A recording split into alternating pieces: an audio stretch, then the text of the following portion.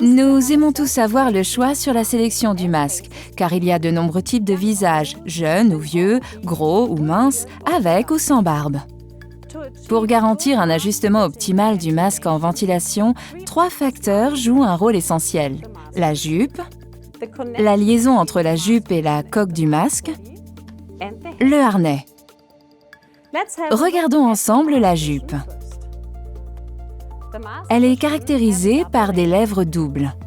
Durant le traitement, la pression thérapeutique permettra d'obtenir un coussin d'air qui assurera une très bonne étanchéité sans laisser de marque. La jupe du masque a une forme anatomique basée sur 2 facteurs, notre banque de données faciales et les retours du marché. Depuis plus de 15 ans, nous digitalisons des visages de patients du monde entier pour notre banque de données faciales. Lors de la modélisation 3D, nous vérifions alors que la jupe est bien adaptée au visage avant de passer au test en conditions réelles.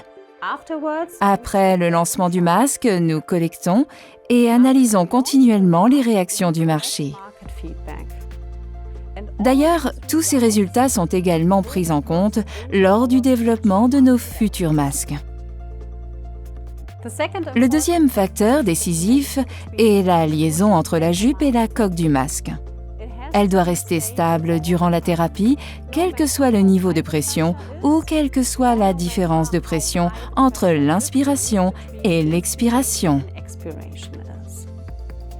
Mais vous devez également garder à l'esprit que le nettoyage doit être aussi simple que possible, afin de permettre au patient de retirer facilement la jupe du masque.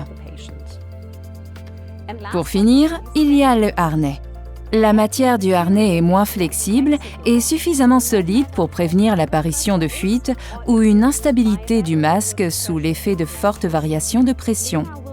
L'ENA sera stable sur le visage du patient et vous n'aurez aucune fuite.